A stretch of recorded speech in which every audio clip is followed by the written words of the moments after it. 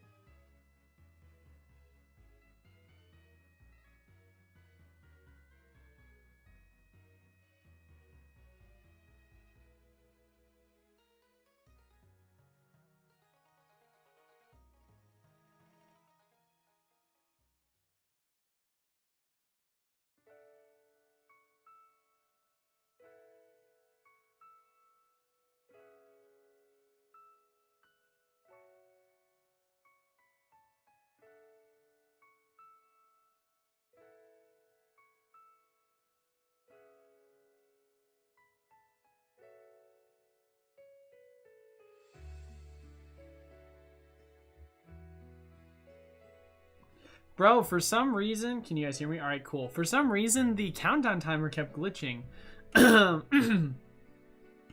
Hello, everyone. Thank you all so much for stopping by. I apologize for the delay. That is my bad. But now that we got things started, like I said, a little late. Sorry about that. For those of you that don't know, I post videos pre-recorded Monday, Wednesday, Friday, and I don't typically have time to go through all the comments. So if you're confused as to the title of this, it is literally going to always be the title of the previous video I posted, and you're going to have the opportunity to just ask any general question that you want. It doesn't have to be about last video, but I titled last video just in case people want to talk about that. You can ask me anything you want about Pokemon, but just a Q&A session where we just talk about everything going on in the Pokemon market. I've already had a couple of people message me about some topics, so I already have a couple of things we can have a conversation about. But yeah, really excited to really jump into things with you guys today. So thank you guys all so much for stopping by. Musharov, what's up, baby? He goes, huh? Oh, daddy. TT, what's up, my guy? John Boy, UT Long. Happy Tuesday. Yeah, happy Memorial Day to everyone yesterday that had, hopefully you guys had a good day off. Pika, what's up? Digi Smith, Tyrone, and Royal Reds. So, yeah, like I said, Digi Smith, my bad. I know I usually start at around 12:30 or 1, so 1:30 is a little bit later than I would like. I do apologize once again, but a couple of things, just if anyone doesn't have any questions. A couple of things. I've had multiple people message me about some distributors apparently showing older Pokemon product, including, you know, Sun and Moon, Unified Minds, Cosmic Eclipse, Crimson Invasion, and yeah, Sun and Moon base. Yeah, those are the 4. Apparently there's a video that came out, and I actually kind of want to open this up and watch the video. If you guys are down for that. If not, I'm here to answer questions. What's the standard you use that decides the worst set? Ooh, that's a good question. So the standard I use is a couple of variables. I try not to bring economics into the factor. I shouldn't say economics. Economics is probably not the best word, but I try not to use pricing. When you take a look at a lot of these worst sets, it does have a correlation, it seems, with pricing. Uh-oh, what just froze? Uh-oh, what just happened? I froze. Hopefully you guys heard me, but if you didn't, I try not to use pricing to be a correlationary factor, but it just so happens that some of the worst sets from a correlation perspective do tend to be the cheapest. Obviously, you know, Steam Siege, cheapest set from XY era, Crimson Invasion, cheapest set from Sun and Moon era, you know, Diamond and Pearl base, cheapest set from, you know, Diamond and Pearl era, and so on and so forth. The only one that didn't have a correlation to that was definitely base set 2. I think that becomes into the realm of, like, there's a little bit of a nostalgic factor to it. So I wouldn't say that. But one thing I will say is factoring. I feel like there's not enough diversity in the set. There's not enough of a chase in regards to good pulls, or there's some unoriginality to it. So like for base set 2, obviously it was just a reprint of a reprint of a reprint of a reprint. So for me, it's just unoriginal. The only thing that it really added to it was the fact that it had jungle cards in it, which doesn't make it anything special for me personally. And then once you start talking about some of the newer sets like Diamond and Pearl, focused heavily on Gen 4, Steam Siege focused heavily on Gen 6, you know, Black and White, how am I forgetting the name of the set? But the set that I did for Black and White, that one focused heavily on 5, and then Sun and Moon Crimson Invasion heavily focused on Gen 7. So it was just so much focus and not enough diversity. So there was nothing that everyone could love. It was like either you're a fan of Gen 4 and you love it, or you're a fan of Gen 5 and you love it, or you hate it. And even some of the sets, though, that were Gen 4, Gen 5 sets, that had a lot of those Gen cards that you want, Emerging Powers, that's what it was called. It was still terrible because of the fact that it still didn't have a lot of good pulls. I mean, take a look at the Level X set, had 3 Level X's and a couple of underwhelming holos. Especially the art design was not the best looking for a lot of the holos. You know, you start talking about Crimson Invasion, Steam Siege, kind of the same thing, just an underwhelming amount of polls that people want. Sure, I would say Crimson had the most out of the ones that I had listed, because it did have all those rainbows, but nothing special outside of a Gyarados that people would want if you're trying to collect a set outside of what it has. I think that's one of the reasons why, and I've talked about this before, Hidden Fates is such a better set than Shining Fates. It's because Shining Fates focuses heavily on the Galar region, and then it has a sprinkle of good cards, but with Hidden Fates, it has everything. It has Gen 5 Pokemon, Gen 4, Gen 3, Gen 2, Gen 1, so it has shinies from every generation, which is what makes people love it. So you need a little bit more diversity. If you want, there's certain sets that you can really throw in and try and introduce the cards from that gen, but I think you should always have at least a little bit more of a sprinkle of cards from other generations, so more people can kind of really get into it. The Wasi is awesome. Oh yeah, the Wasi. Hey everyone, this is PTCG Radio. Back at it again. I forgot how he does it exactly, but he has a certain way he says it. I saw the PCC radio video talking about old sets, couldn't believe it. I'll be interesting to see. I haven't heard anything from my distributors about it. I'll give them a call afterwards, but that's what I would see. What's the standard you use that decides the best set?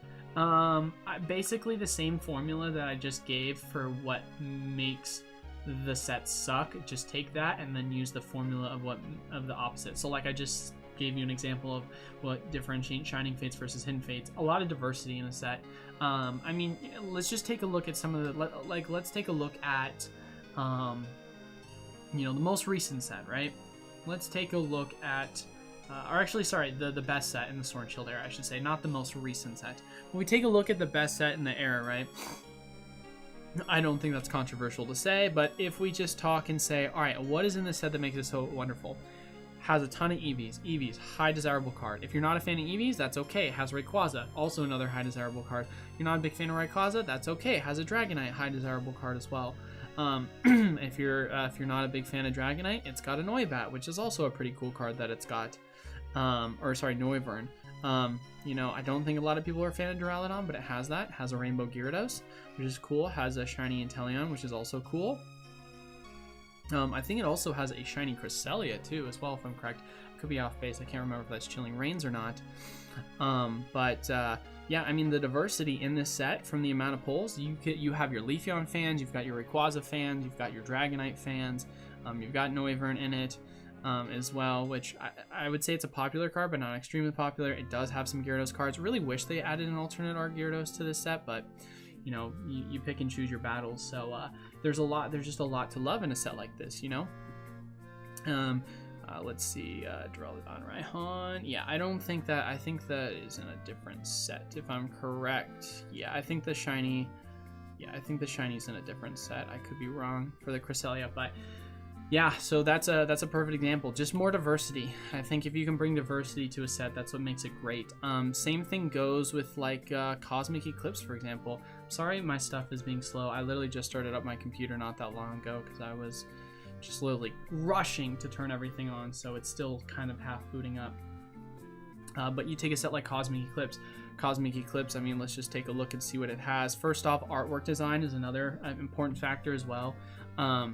You take a look at Sun and Moon Cosmic Eclipse, has beautiful art designs. Evolving Skies has beautiful art designs. So to say all art designs don't play a factor, that's untrue. Charizard and Braixen, you've got the Charizard, and then you've got some Gen 6 Pokemon people love. You've got your Gen 1, you've got your Gen 4, you've got Dialga, Palkia, Arceus, or Arceus, however you want to pronounce it. Once again, more Gen 4 love, Gen 5, Gen 4 love, Gen 5, Gen 4 love. So a mix between Gen 1, Gen 4, and Gen 5. So you're having that diversity.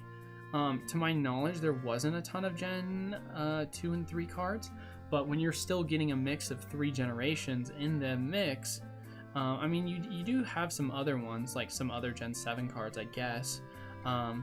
So there is diversity in that way, and a couple of Gen 6s, but not really heavily. It's mainly heavily influenced by Gen 1, 4, and 5.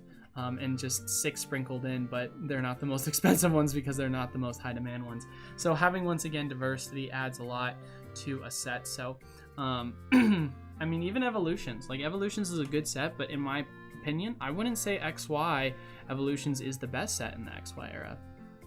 I would personally say, personal opinion, XY was a pretty underwhelming era. It did a really bad job of that diversification, which you do see in Sun and Moon, you do see in Sword and Shield. It did a really bad job of that. There's not a lot of sets. I mean, this generally focuses on Gen 3 cards. You know, I would say Roaring Skies did have Rayquaza and Shaman, but that was kind of the main focus. Did have Latios, so there was a little bit of diversity to it, but not in the same way that you see with a lot of the Sun and Moon era and so on. But, what's up, Tom? How we doing, brother? Can't wait for the full tier list on all sets. Yeah, I'll have to do that at one point. So it sounds like, even though it was my least viewed video of the past 10 I've opened, or the past 10 I've done, it at least seems like you guys still enjoyed it because it's different from what my usual content is. So at the end of the day, it might not get the most views, but I'm glad you guys at least enjoyed it. As a kid, when Base Set 2 came out, it was basically killed the hype from me for Pokemon, and a couple years later went to Yu-Gi-Oh! Magic. Hey, perfect example, man, of Digi kind of preaching to the choir. 100 degrees out here in Philly. Dang, dude, that's hot. It's 70 out here in Oregon. Pretty stoked. It's such a gorgeous day. Always sunny in Philadelphia. That's funny. Yeah, such a nice day outside. But yeah, we can watch PTCG Radio's video if we want to do a little bit of analyzing and see what he specifically is talking about, because I haven't heard anything. So this is all new news to me. I'm not gonna lie to you guys, I really wish they had like to dislike ratios back, because it'd be so nice to know what's real and what's not. PTCG Radio, because I remember he made an old one about a reprint for Shining Legends a while ago, and it kind of bombed. It had a high dislike ratio, so you never know sometimes. I'm gonna turn off the chill music for a second so it doesn't overlap, and we're going to listen to this and see what it says.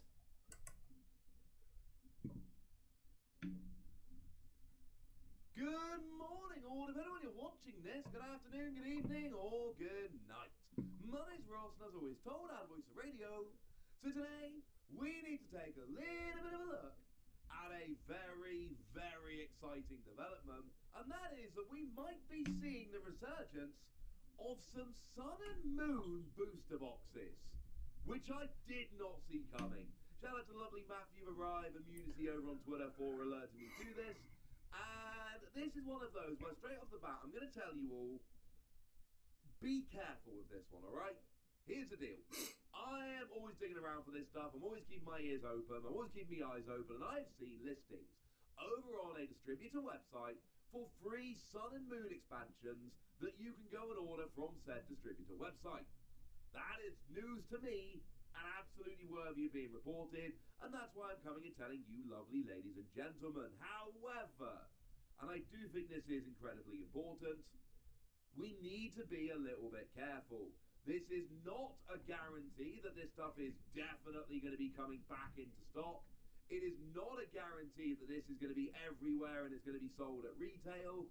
The fact of the matter is, if it's a pretty small restock or reprint, call it what you will, there is every possibility that some stores order it, get a few boxes in, and charge well above retail for it, and you never see the effect of this. Or it could be a very substantial restock / reprint. Again, most of the time it's nearly impossible to tell whether it's actually a reprint or a restock, but they have the same effect, so it doesn't really matter. And if it is substantial, you could be seeing these sets everywhere and the price could come right down. So that's my warning to you. We're going to be chatting about this. I believe it to be, well, I'm not saying I believe it to be real. I'm saying I have found a distributor website over in the US that is offering these for sale if you have an account, which unfortunately, as it stands at the moment, I don't have an account. But these free sets have just gone and been added to the distributor website literally yesterday evening. As I'm recording this, they've just gone up. They've just been added, and I don't have an account, so I can't try and order them, and I don't live in the US. But this does seem legit. What we've got is Sun and Moon Base, Forbidden Light, and Cosmic Eclipse. Now, what I should say is that literally since I looked yesterday, Forbidden Light is now showing as out of stock. It was showing as in stock, and it is now showing as out of stock, which is honestly a little bit upsetting, but that's the way it is. Cosmic Eclipse is showing as limited stock, or quantity limited, but it is still showing as in stock as I record this at the moment. And actually, it's also showing that Crimson Invasion is available, though nobody likes that. Actually, while I'm here, Unified Minds also showing up as quantity limited. Although, again, we need to be very careful on this one. There is no guarantee. And like I've said, it would be amazing if all of these were just in stock and everywhere and super cheap. That's unlikely, if I'm honest with you, partly because the stock does seem, like I say, some sets are already showing as limited or sold out. And the fact of the matter is, not all shops actually want to stock this. Because take Sun and Moon Base. I love Sun and Moon Base, it's a really cool set. But really, when it comes down to it, does anybody actually care? Like, don't get me wrong, buying a booster box of Sun and Moon Base at this stage, if you could get one cheap enough, would be, you know, amazing. Because, let's face it, it's not exactly an easy thing to do. You know, one sold a couple of days ago for $250. The thing is, outside of actually picking one on the Rainbow Rare, which is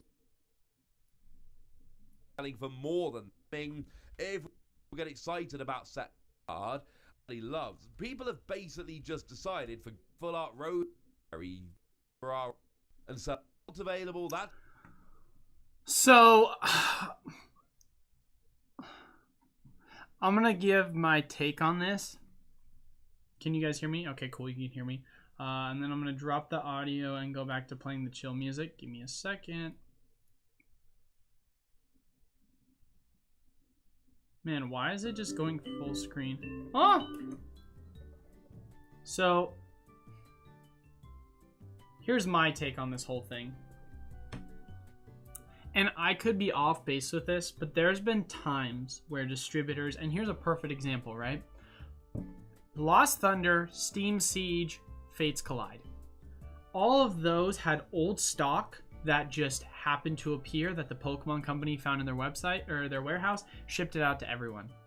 There's been times where my distributor specifically has found old stock in their warehouse, and they have a little bit of it.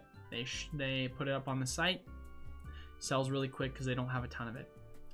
It is entirely possible, although I could be wrong, it is entirely possible that this could be old stock at one of these distributors' warehouses that they happen to have found. They added it onto the site. There was a small amount, sold out quickly. It also could be, it'd be interesting to see, because it sounds like he said that he saw it on the site was available, but he couldn't log in to purchase. Well, like I said before, I don't know if he has, I didn't listen fully onto what he said in regards to if there was someone else who did have access that could purchase it. But I can tell you that some of my other distributors, I can go order sets as early as Lost Thunder. Still, they're available, they've got listings. It sounded like he did say they recently added it, so that obviously could be a variable. I don't know how much there is to it, but I can tell you that I have sets that I can go put on back order as old as Lost Thunder. However, with that being said, it's not in stock. It's just for back order. Hypothetically, if a reprint were to happen, it doesn't mean anything. So I would personally say I'm very skeptical about this news, like very, very skeptical, because especially having made the videos that I have, knowing what I do at this point, I would say it might be one distributor got some product, that's it, and that's as far as it's going to go, especially knowing the Pokemon company and what they like to do with their reprint cycles. It wouldn't make sense for them to do that outside of the fact that this is a one-off because of COVID supply chains, which is entirely possible, but I would say very unlikely. Personal opinion, of course. I just think it's just from what I, like I said before, know working with distributors, I think it's a little bit misguided sentiment, but I don't know. Maybe that's just me. So, but let me see what else I missed. If you had to control the next set coming out after AR, what would you do as a new or older Pokemon trainer, item, secret, full arts? That's pretty easy for me, Royal. I feel like what I would probably do is, I mean, it depends. If we're talking specialty set, it's pretty easy. If we're not talking specialty set, it's a little harder. But I think it would be really cool if they had a, because if you're trying to talk about nostalgia, right? I think it'd be really cool if they had a Gen 4 set focus. around, and I know they're doing Hisuian, but just a Gen 4 focus set where you had V-Stars of Torterra, V-Stars of Infernape, V-Stars of Empoleon, and then you splash that in with some other Gen 1 cards that didn't get a little bit of love, maybe some Gen 2 and some Gen 3s that you could do V-Star introductions to. You know, you could make it a theme of like Battle of the Trio. Like you could have, for example, you know, obviously we've got Hisuian forms of Gen 7 and Gen 5 Pokemon. So, and of course you've got your what's the other Pokemon they have? A Cynical Gen 2. So I mean, I understand they've got a mix of that. I think it would be cool if you had like a set that did a mix of some of these like original sets, and it would basically have like, and I know we already have V-Stars for this current Pokemon, so they wouldn't be V-Stars, but it'd be basically like the older form versions of them and versus the newer form versions of them. And you could have different designs, and then you could also sprinkle in some Gen 4 Pokemon because it is, Hisuian is technically in the Sinnoh region. So that's kind of what I would love to see a mix of. So you saw V-Stars of those ones, and then you saw V-Stars of like, let's say a Feraligatr or a Meganium, or like a... or like an Emboar or stuff. So that way you have that diversity of focusing along Gen 2, Gen 4, Gen 5. And then in regards to outside of designs, of course, same alternate art characters. I would love to see them use some of the VMAX Climax characters still. So that would be a pretty easy layup for me. And then alternate art designs, yeah, mainly Gen 4, Gen 5, and Gen 2 alternate art designs. They could maybe throw in like a Lugia in the set. That could be one of the legendaries, because most sets have like a legendary. You've got Arceus, you've got Arceus, you have what's this alternate arts legendaries? Dialga, Palkia. You always are going to have a legendary alternate art. I think it'd be cool if they had a Lugia one that they threw in there, because it'd be kind of a Gen 2, because we already have Dialga, Palkia. It would also be cool as well if they threw in like a Zekrom Reshiram. That'd be cool. They could do that. So if they had like 3 alternate arts, it'd be like Zekrom, Reshiram, Dialga, or Lugia, something like that. That way you get like the best of those 3 eras. That's kind of how I would do it. So focusing, and if you want to do it, you don't have to have the 3 starters or the 3 different starters from each of those 3 generations. You could focus more on the legendaries, but I think you could do a mix. Because like if we just go back and take a look, or I shouldn't even say go back, we just look at the Astral Radiance set, right? You could subset any of these, right? You could do subsets for Hisuian Pokemon for the trainer gallery or other cards, whether you want to do Radiant or not. But if we take a look at just how many like V-Stars there are, you have Palkia V-Star, you've got Dialga V-Star, you've got Darkrai V-Star, you have Samurai V-Star, so that's 4 V-Stars. You also have Lilligant V-Star, that's 5 V-Stars. Who else do you have? Man, it's not loading. This is so obnoxious, dude. I'm so sorry about the lag on that. Come on, man. Really? Go. Alright, there we go. Yeah, obviously we have the Hisuian already. I'm trying to remember. Those are 5 V-Stars I can think of off the top of my head. I don't know if there's any more other than that. I might be... Hisuian Decidueye. Alright, so you do have it as Hisuian Decidueye, and then that means you have it to Typhlosion. So you've got a grand total of 7 V-Stars, right? 7 V-Stars. Ready? Feraligatr, Typhlosion. Or sorry, Feraligatr, Meganium. Feraligatr, Meganium. Lugia, Reshiram, Zekrom, and then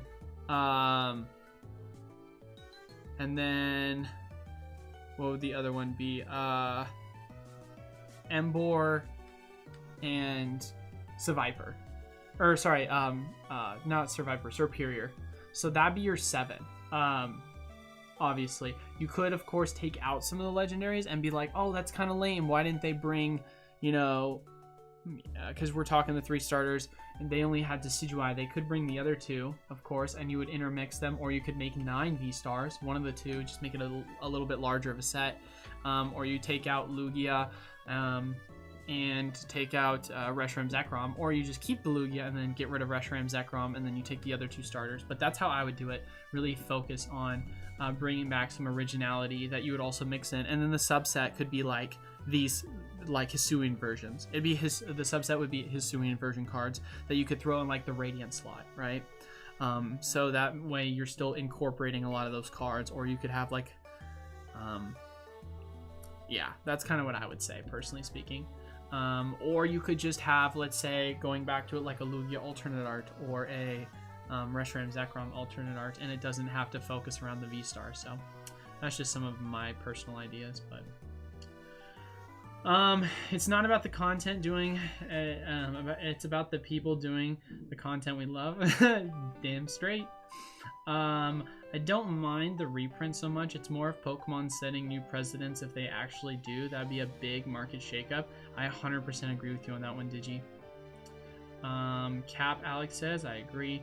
Just disappeared for a few minutes and came back to the TCG radio. Was like, huh? Am I in the right stream? Yeah, we were just looking at the video. If this is true, rip my bank account. My face is frozen. I apologize, guys. I don't know what's going on. Oh, I got a low battery notification. And I just realized too, I think the connection for this is not the best because I have it as Wi-Fi. So here, let me, because it's a little laggy. So I hopefully it should come off better now that I have it set to USB. But why would Pokemon reprint such old sets? Doesn't make any sense. They have so many new ones to take care of. Agree, Pika. Yeah, when I saw the video, I was assuming it was an old stock because it's the only distributor being reported. Exactly kind of what my thoughts are. Highly doubt it's a reprint old stock. Agree.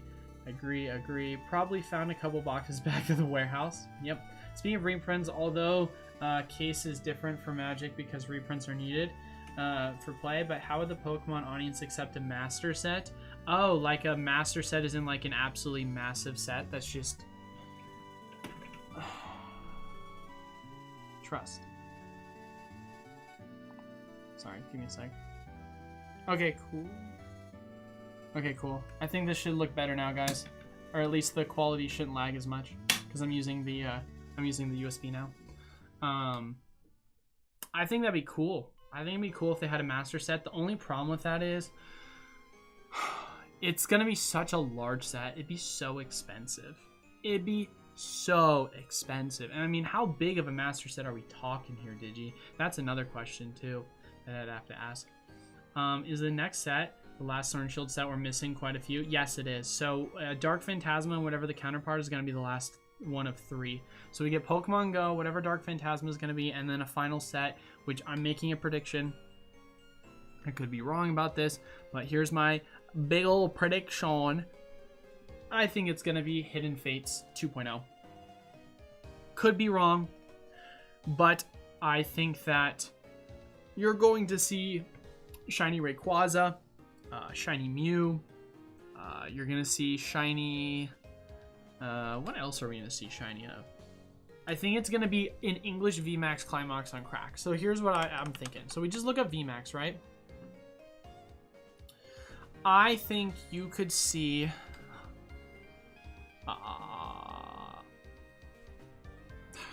you could see Shiny Umbreon, you could see I hope not Shiny Charizard, but you could see it technically. You see Shiny Rayquaza, you could see Shiny Pikachu, any of the Shiny any of the Shiny Eevees, you could see Shiny Gengar, you could see Shiny Blaziken, Shiny Mew, any of the Shiny Calyraxes or Urshifus. I think that they're gonna kind of do something with Sun and... I think that they are very aware of the demand for shiny Pokemon and how much absolutely people are in love with it. So I would see why not make a Hidden Fates 2.0, but with all of the VMAX Pokemon, right? That's what I'm thinking. Could be off base with that, but that just makes the most sense to me. And then incorporate the other VMAXs and just make a bunch of shiny VMAXs. That's what I think they would probably do. But I could be wrong. With in-person play coming back, do you think playability or collectibility or investability will have bigger effect on pricing? I think playability for sure. You're going to see certain cards get more love in price in regards to competitive play, and they're going to be a lot higher demand. Wow, bro, my thing keeps freezing because notifications keep popping up. So it plugged in, it worked. Here, is my phone charging? Hold on, give me a second, guys. My phone is charging. I just keep my phone, literally, dude, it keeps saying 10% battery, 10% battery, so it literally keeps like going in and out between 10%, so it keeps freezing the camera. But yeah, no, I mean, you could see the original 3 starters from you know, Galar region shinies. I'd love to see a Mega Venusaur, Mega Blastoise, but good luck on that. Shiny Snorlax would be cool, but we've already had a Shiny Snorlax in the subset, but to be fair, this isn't the first time, or not subset, but from Chilling Reign, so it's not the first time they would re-add another Shiny, but that's my opinion. It makes sense they would do it. But yeah, no, competitive play is going to be a bigger factor because now there's more people that are going to be out playing because it's in person, so it's going to add a lot more added effect to it. Hidden Fates 2.0 was just 20 Urshifu. Yeah, no thank you. I need that Pikachu and Charizard TG. Yeah, I know, it's about time, dude, that we get it. In Magic, they have master sets for eternal formats to add supply of playable cards. I guess in this case, it'd be like an XY master set of 100 popular cards with different set symbols. I doubt they would do that, and here's my reasoning behind it, Digi, is because Pokemon is ever evolving in the way in which they do the game. And that's not to say that, like, it's not the same with Magic. But what I mean by it's ever evolving, I mean they have, and maybe this is going to sound, and I don't think this sounds ignorant, but they have standard and they have expanded and then legacy as their main 3 formats. Legacy and expanded doesn't really get a lot of love. It's mainly standard. And the thing is if you were to say to yourself, all right, let's do a reprint for everything in expanded, right? Because expanded is basically like, I think it's just 2 sets older. So I think it's Sun and Moon XY, right? If you were to do a reprint of all those cards, and we'll say they're 2nd gen reprint, right? So you'll have your first Eds, which are going to be, you know, the more valuable ones. The second Eds are not going to be as valuable.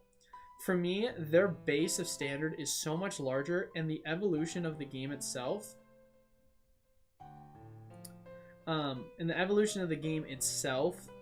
is increasing in regards to the amount of HP and damage Pokemon do.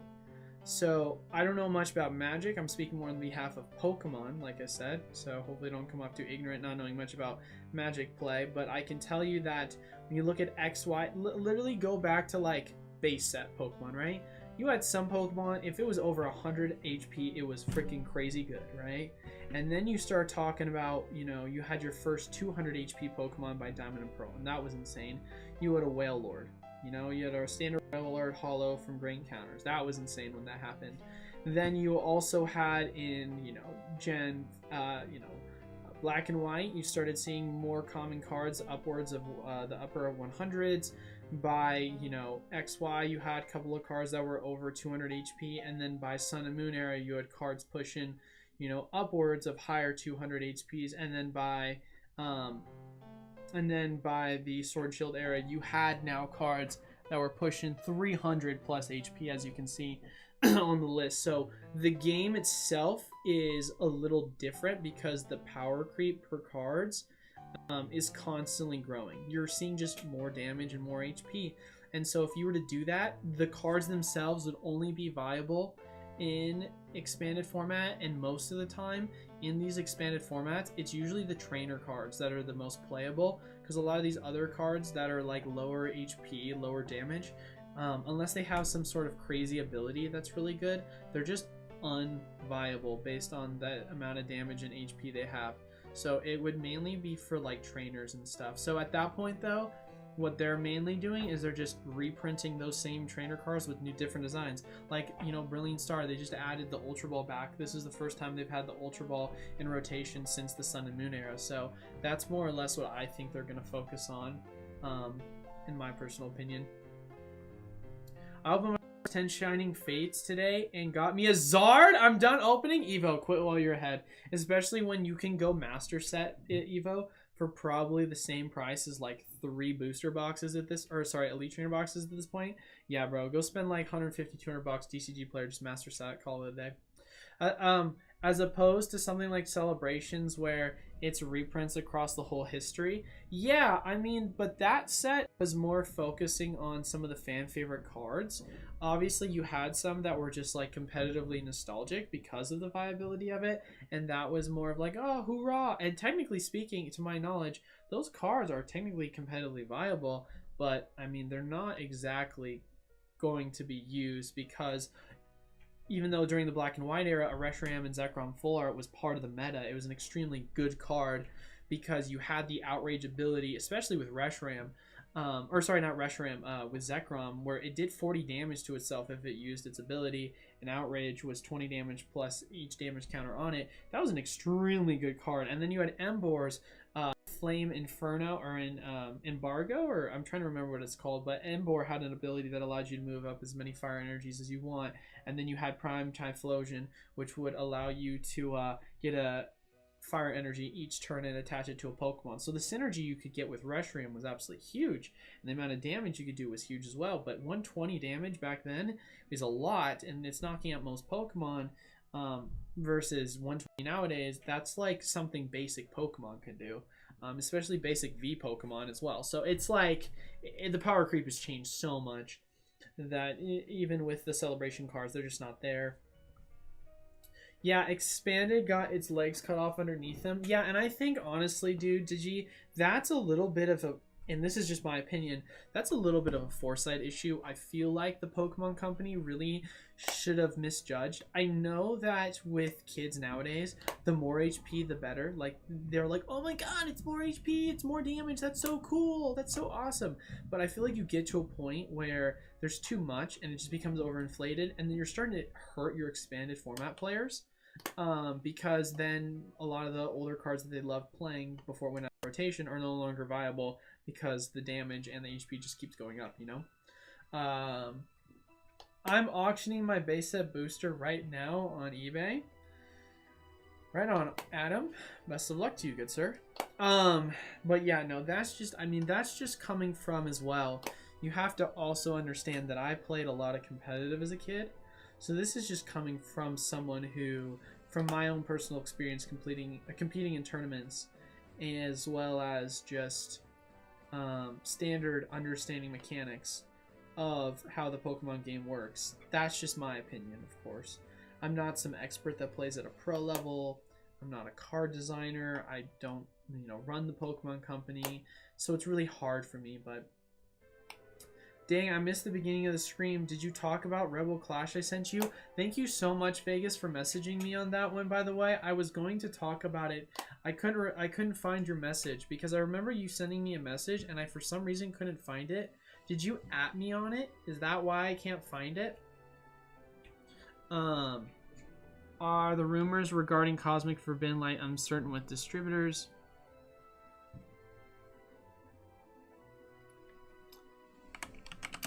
Hold on one second, sorry. Because someone added me on that, and then when did you at me on it? Oh yes, about the Cosmic. So you sent me, yes, Rebel Clash. You said that there was a newer pack that showed up in a Astral Radiance box. Yeah, we haven't talked about that. Thank you. Thanks, Nate. I literally just found you. No, we haven't talked about that. So another thing I want to point out that Vegas said, because obviously we talked already about the PTCG radio, is there was an Astral Radiance booster box that had a Rebel Clash code card in it, and it was a newer code card. We can show this up on the screen. So let's pull it up over here. Go full screen. But as you can see, guys, this is a Rebel Clash code card, and it's not an older one. It's a newer one. So I don't know. I mean, if you want to, it's a lot easier to see on this one. But I don't know about you guys, but that is definitely curious. I can't tell you necessarily. Does that say, oh my goodness gracious, reprint confirmed, everything's like, this is it, like Rebel Clash is going to reprint. But I will say it does give me a little bit of optimism that a Rebel Clash reprint is not out of the realm of possibility, especially considering the fact that you say that Rebel Clash is about to go out of rotation. It's probably, in my opinion, the worst set in the Sword and Shield era, next to Sword and Shield base. And it's straight up it's extremely expensive. So are they not doing a reprint of it because they know that, you know, it's just gonna be super duper cheap and it's just not worth it? Or are they gonna do a reprint because there's still some competitively viable cards in that set that are, you know, a little bit more on the expensive side and they want to make it cheaper right before the tournament? I mean, you've got two arguments you can make for and against it, because if we just go take a look at the set, right, of Rebel Clash, outside of Boss's Orders, which is a gorgeous card, there's not really much to love in this set. However, once you start getting to the competitive viability of it all, right, let's go take a look at some of the uncommon cards. You have Capture Energy, you've got Galler Mine, you've got Scoop Up Net, you've got Training Cords, you've got Twin Energy, Horror P Energy, Speed L Energy. But the problem is, and this is just my opinion, you can get some of these cards, like the Scoop Up to my knowledge, already in a Trainer Toolkit. However, Galler Mines and some other ones maybe not. So there is arguments that say, well, they can always just reprint it in newer sets. They don't need it. You know what I mean? But, you know, there's an argument to be made for the sake of competitive. And another thing, too, I had someone message me. I just want to make this statement now. I had someone message me saying that they were stunned that Battle Styles was not up there as, you know, one of the top 5 worst sets of all time. And I just want to say this now. There is no way in hell that I would put Battle Styles at the top 5 worst set of all time, let alone the top 10. I understand that people are not the biggest fans of Battle Styles because it has a very underwhelming amount of main pulls in regards to, you know, you've got your Urshifus is what it centers around, but it still has a Sleepy Tyranitar, which is gorgeous artwork. Still has an Empoleon with an alternate art gorgeous artwork. It still has a Golden Houndoom, which is also a really good shiny and a really cool card. It was the first set in the time to introduce these alternate arts, and the art designs on them are absolutely gorgeous. So even though it's like not the best set when you're looking at the Sword and Shield era block, don't get me wrong, but I would still put base Sword and Shield base and Rebel Clash behind it. And that's because it introduced alternate art and it has some great alternate arts. When you take a look at a set like, you know, let's say Crimson Invasion Steam Siege. Steam Siege specifically has nothing to desire. There's nothing to love with it. Crimson Invasion, at least there's a Rainbow Gyarados, right? This set has a Tyranitar V alternate art. It has an Empoleon V alternate art. It has a Houndoom Secret. So you're talking about you got Pokemon from Gen 2. You've got Pokemon from Gen 4. Not a ton, but a couple. And then you've got the Urshifus, which are the newest Pokemon, which not super high demand. It'll probably change over time. But with that being said, there's still a little bit of diversity. Obviously, you want more in a set diversity. You know, I think Chilling Reign did a good job about that. But for that reason, there's still artworks to be loved about it. And that's what I'm just personally saying. I think that it's a very undervalued set. And the reason why it's so undervalued is because, as I've mentioned a trillion times before, Battle Styles is the most printed set, for obvious reasons, in the Sword and Shield era. It has an extremely high print rate because of the competitive viability of the set. If we just go and take a look, let's go Sealed Product. And it's going to make me log in. I'm going to log in on a different screen so people don't see, because I always seem to do this a lot. Let's continue. Part of my USA. Give me a second. All right, let's go back. And then we go to Seal Product, right? What are you doing? Stop it. Okay, let's go to Battle Styles. Let's click on the booster boxes, right? As I mentioned before, Battle Styles booster boxes at one point were at 150. This was a extremely high demand set when it first came out. And then it got its reprint and it went all the way down to around this 119-ish, 120 price. Or it got its wave 2. Then it got its wave 3. It went below $100. Climb, climb, climb, climb, climb, climb, climb, climb, climb. It was going all the way up to 120. Then it got a wave 4 print out of nowhere. It got a wave 4 print, right? And it plummeted after climbing all the way back up to around 120-ish. And now it's been sideways ever since. So you're telling me this has had 4 prints. You know how many prints Chilling Reign has had? 2. It has had 2 prints. Let's take a look at Chilling Reign. You go to a set like Chilling Reign, for example, which arguably is a lot better of a set. However, if we take a look at booster box prices, it has actually performed worse than Battle Styles based on the amount of reprints it has had, right? You talk about, you've got your pre-release, 150, goes down in price after its initial release, right? Goes to as low as 114. Then it starts to climb. It starts to climb. For those that don't know, it only had 1 wave, and wave 2 was delayed until sometime in around October. Wave 2 finally happened. It got delayed twice. It was supposed to come out in August. It got pushed back to then eventually sometime in late October. Reprint happens. Prices dump. Slightly went up a little bit. Dump. So this had only 2 waves. Want to hear my personal opinion? Chilling Reign is going to have at least 1 or 2 more reprints by the end of all, because Chilling Reign, if we're talking about the alternate art era, it is actually the most underprinted set in regards to alternate arts. And that should tell you something, because it has performed horrendous considering it's only had 2 waves. Like, horrendous. Like, sure, you can say, oh, well, Eli, it went all the way up to 150 again after its initial release. Well, yeah, it only had 1 wave. Of course it did. But the fact of the matter that after its initial wave 2, it dropped so much. And you can say to yourself, well, wave 2 is going to be massive, right? But even battle styles on wave 2 dropped to as low as 120. And now you can say the demand might be different. You had, lockdowns at play with COVID and stimulus money. And I'm going to say that's probably going to be a factor, because I do think Chilling Reign is a better set. Don't get me wrong.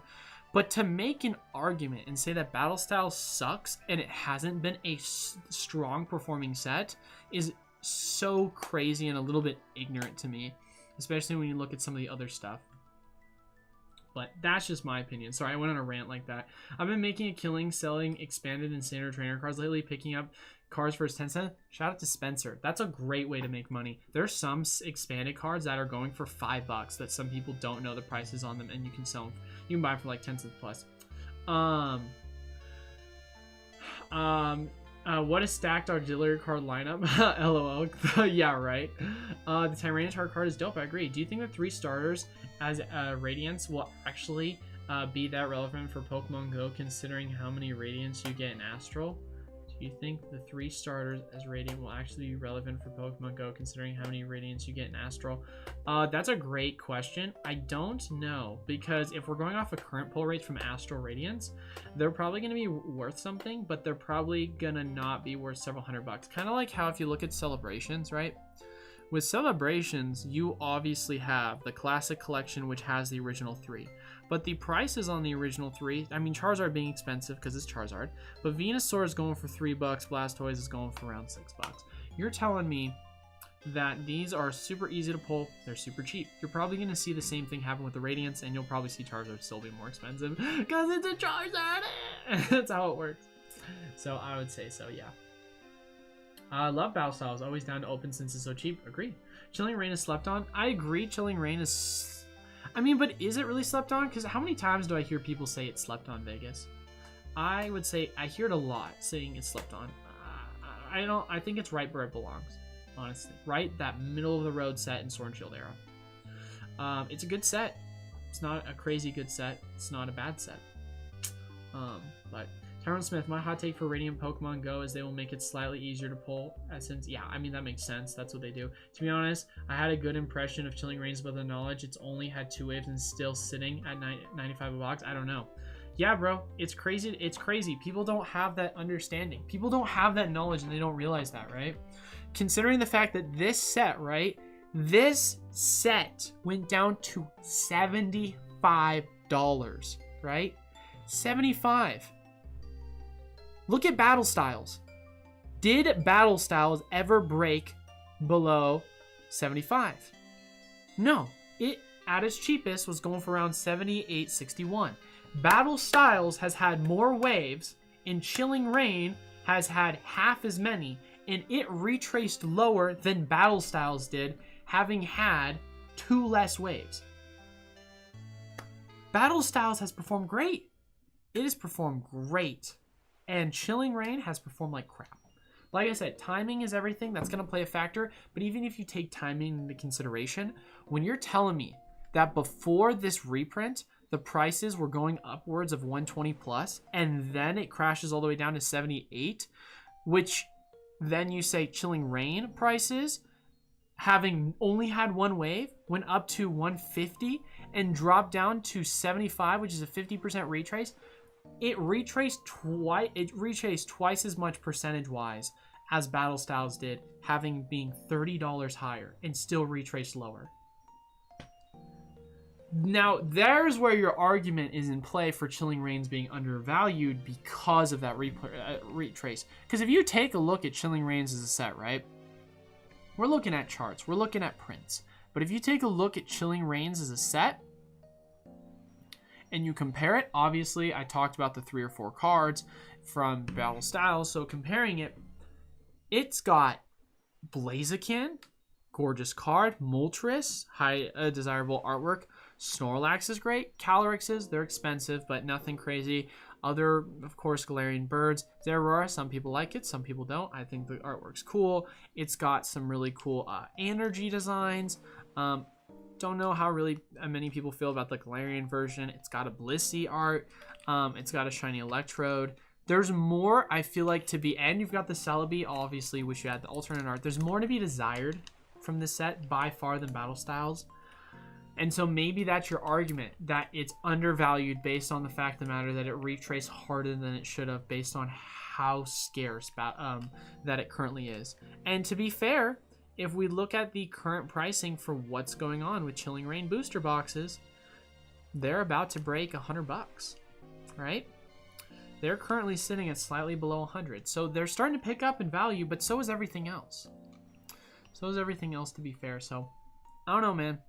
There's your argument for Battle Styles not being being underrated, and Chilling Reign performing worse than what it should be performing, personally.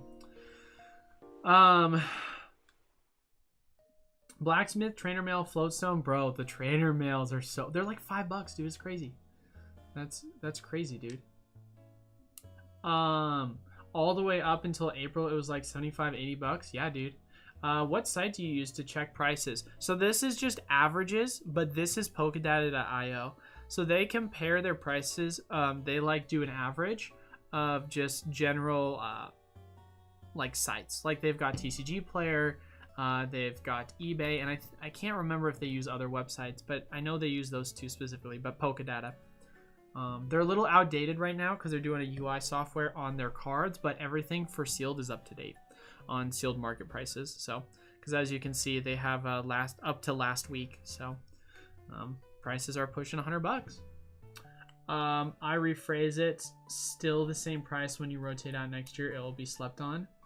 Yeah, I mean, bro, I'm just telling you, if it does get a reprint and you start seeing it go down to $75 or lower for Chilling Reign, I mean, it's gonna be a massive pickup. It's gonna be a massive pickup, especially if you're picking up right now at $75 and then you're seeing it hit $100 and it's probably not gonna get reprinted for at least 6 months plus.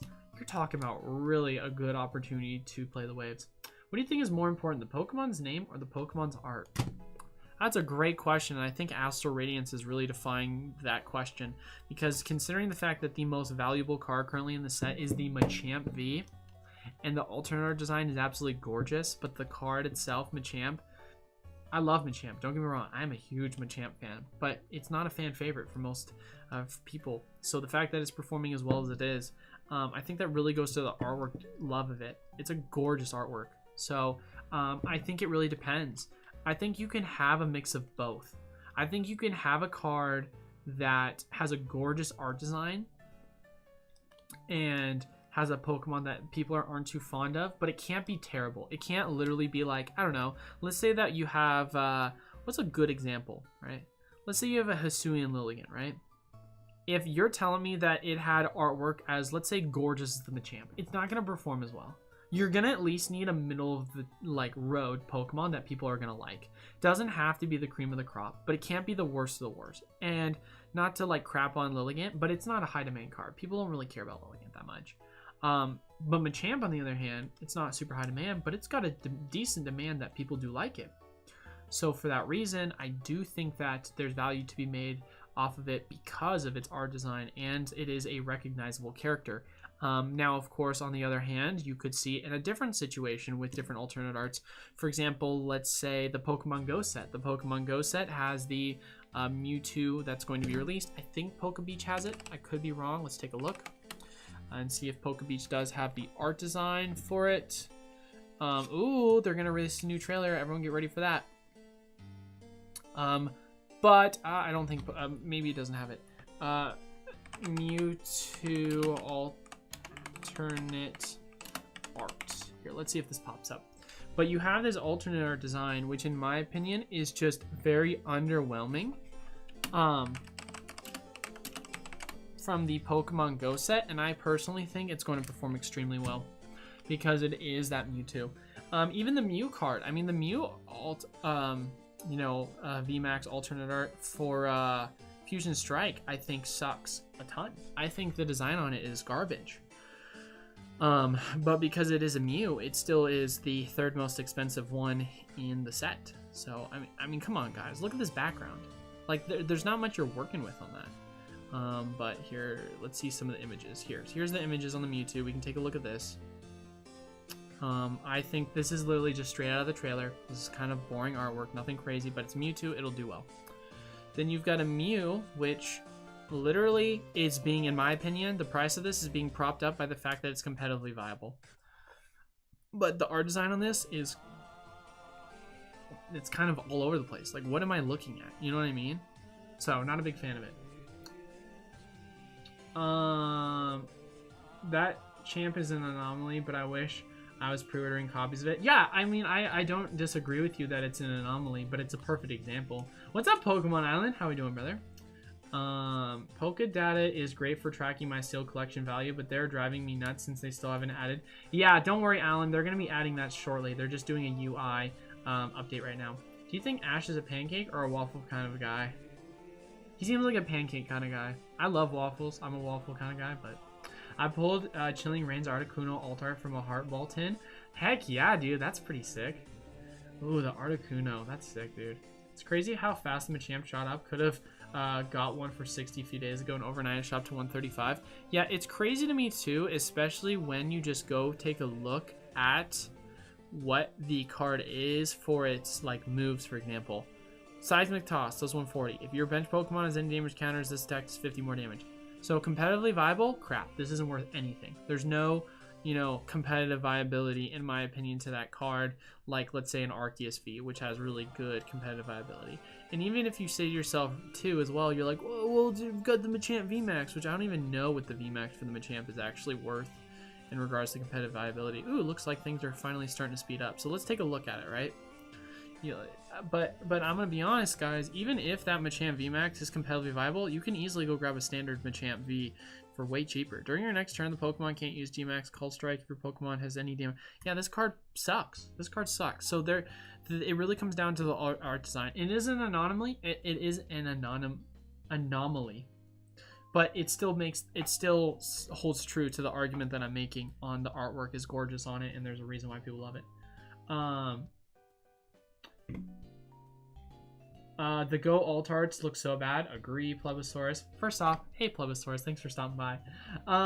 If the Mewtwo Go alt art was depicted at night, it would have been awesome. Ooh, that would be sick, actually. That would be sick artwork. My hot take is in 5 years, Mewtwo alt art overtakes Mew VMAX. I don't think that's a big hot take. I could totally see that. The alt art design on V is way prettier. It is way prettier. Do we have any instances of that happening? That's a good question, first and foremost. But if we just go back to, where is it? Fusion Strike. I mean, look at the art design on the V standard. It's so much more vibrant, I think, is what I like about it. I love the coloring on it more. I just think it's really cool coloring. I mean, the background's nothing crazy. It just has a bunch of Pokemon in the background, but I just love the coloring on it. Alan Porter, I have heard your call. This will be up in an hour. Eli over here laying down some top quality analysis, is not even hiding behind a paywall like the other experts. Yo, Pokedata! Always love the great content. Hey, thank you so much for the $20. Whoa, let's go. Sick. Thank you guys so much for that. Hey, I am kind of throwing out a bunch of knowledge with Pokedata and using all their info, so I'll take the 20 bucks. I'll take the 20. Thank you guys so much. But yeah, no, Lord Bulbasaur, yeah, of course, man. I'm always going to give you guys that kind of stuff. Shout out to you. Thank you for stopping by the way. Oh, what's so funny, Pokedata said, I heard your call will be up in an hour. Shout out to Pokedata for the customer support. In the chat, literally said, don't worry, I got you. I'll put the Arceus up in an hour. That's sick, dude. But yeah, no, dude, I ain't gonna, don't get me wrong, like, I'll probably have a Patreon at some point that it's going to have a bunch of additional features, but as it stands right now, I am never going to take the current content that I have right now and put it behind a paywall. I think that's kind of scummy. I'm not here to call anyone out, but I'm going to keep my content right now as I have it, and it's going to continue to be free for as long as I'm doing it in the foreseeable future. If, for example, I want to do, let's say, an extra Q&A a week, which that's going to take time out of my day, then I could totally see myself adding additional content or additional data that I have compiled, because I have so many questions that people ask me for like a Patreon group, if you want to throw in a couple bucks, whatever that looks like. But as it stands right now, it's only additional stuff. It'll, in my opinion, it'll never be more than additional. I'm never gonna be like, yeah, so sorry guys, I'm going to only one video a week, everything else you gotta pay for. It's like, no, dude. Like, some of my favorite like analysis for sports or like comedians or stuff, they have their general 5, and if you want a 6th video of the week, you pay for their $5 Patreon a month just to support them. They give you extra content, right? Because it comes to a point, it's like you're doing so much, and so you can do so much for free. And then if people want more content that bad, then you're like, I'll do that more, but I need to make sure that I can at least make it worth my while, because I'm already giving you guys so much free content that if you're such a super fan, then I'll be like $5 a month, right? But like I said, I mean, that's, you're not going to need to do that depending upon what your kind of interest is in the market, because you're still going to get so much insider information from my standard, you know, quote unquote free stuff. You know what I mean? So, but yeah, John Voice is coming in clutch, right? Isn't that so funny? That's like 3 Steam Siege packs. There's a massive price crunch on Machamp. Dude, no, seriously. How do you feel about the pull rates that TCG Player posted to me? It still doesn't have the whole story because it's all received from one distributor. So that's another thing I want to have a conversation about, guys, is for those people that aren't in the Discord, I created a new channel called it's actually, first and foremost, it's a subset channel, and then it has one thing underneath it called regional polls. So it's under data collection and it's under regional polls. So what my thing with that is, I'm going to be adding a spreadsheet link to that, and I'll probably pin it at the top. I should be able to do that. I'm not 100%, but with that being said, what I'm going to do is I'm going to make a spreadsheet list, and I'm going to have people put in how many. You can put your name, you don't have to, but I prefer you at least give your like tag name for Discord. You're gonna put your name, how many packs, and then where you got it from. Not where you opened it from, where you got it from and where they're located. Because I want to do data collecting for regional pull rates and see how much that changes things. Because obviously there's been a lot of theory, especially looking at Arceus, that the regional pull rates in the Midwest and the East Coast are so much better than West Coast. That's just from what I've seen. I've seen a lot of people I know from like Florida area, Texas, some other states in the Midwest like Missouri, that have had absolutely crazy rates. So that's just what I'm personally gonna say. I do think that there is some, sentiment to it, but that's why if you guys are interested in helping out with that, make sure to make your post. Like I said, I'll add a link hopefully soon with a spreadsheet list of that. That'd be sick. But Travis, my boy, thank you so much, Travis, for the $7. Hi, my name is Timmy and I like cards. Yes, sir. Oh my god, another Rudy reference. Thank you so much, Travis. I appreciate that, my guy. Digi, they have 1 in 130 for gold cards, but I opened 232 packs and only missing 3. Let's see, how many gold cards did I open? We pulled... I would say it's more like 1 in 72. 1 in 130 is a lot higher. I would say it's more like 1 in 72. I got one at least every other booster box. So, I think they're definitely a little off, I would say. Can't pull an altar to save my life. LOL outside of Brilliant Star. Bro, that was how I was with Brilliant Star. It was the other way around. Couldn't pull an altar to save my life. I've already pulled 2 altarts. I already pulled 2 altarts from this set, so better odds. Maybe it's just me, but you should also have the data point for which product. Oh, that's a good point as well, Digi. Ooh, that's a great point. I'll add that in. I'll create a spreadsheet for it, and then I'll have people post it.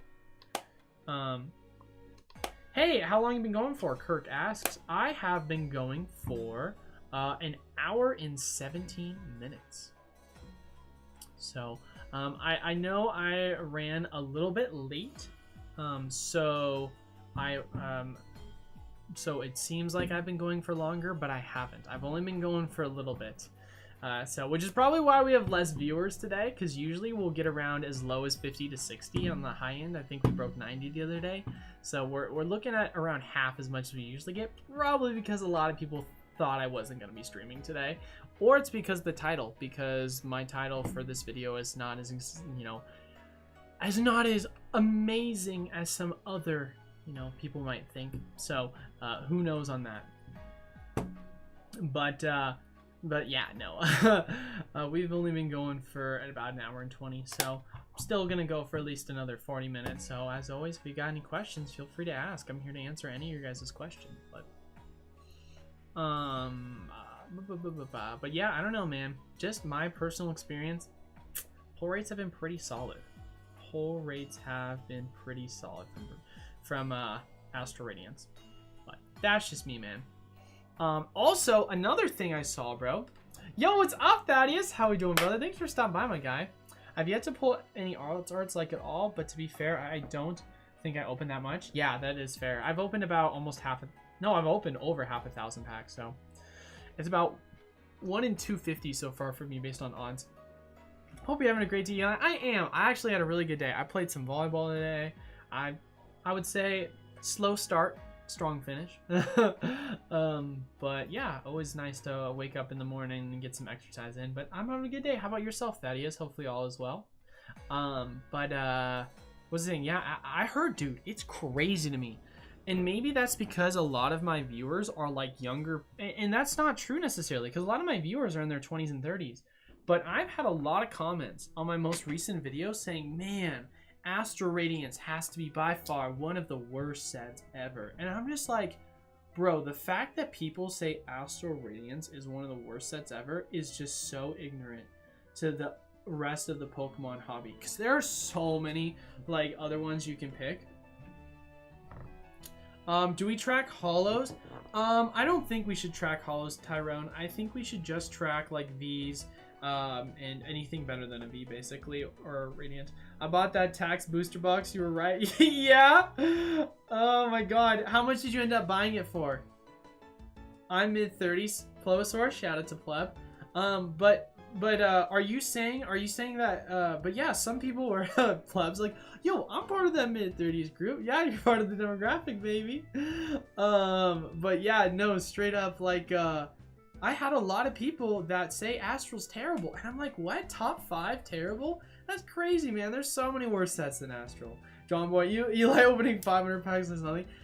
I guess when you've been doing, like, I don't want to say this. If I first started my YouTube channel, I was like, bro, when I did that Champions Path break and I opened 90 Champions Path pack, I was stoked. I was like, yo, I opened 90 packs. That's crazy. That's so many packs. That's awesome. Stoked. Now it's like 500 packs. Bro, this is like, what? That's a low stream for me. Like, it's crazy to think how things change over time. And I'm blessed, to say the least. I'm super stoked to be able to open as many packs as I do. Honestly, at one point, I was thinking for Brilliant doing 1,000 for my first 1,000 subs, because I hit 1,000 before Brilliant. So like, we're gonna do 1,000 for 1,000. But literally, like, straight up, at 500, I almost died. 45 respect. Hey, yo, I respect my elders. What are you talking about? You guys are my literal fan base. Like I think early 40s and like early to mid 20s is my fan base. So anyone, hey, I respect all you guys. Are you kidding me? Come on. Did you already talk about alter? Yeah, I did, dude. It's kind of interesting. But yeah, I did talk about that if you want to rewind. Literally like 15 minutes to 10 minutes webs, I would say. 150. I paid the opening day tax. My girlfriend and I went half, so we had fun, but the polls weren't the best. Oh, that's tough, dude.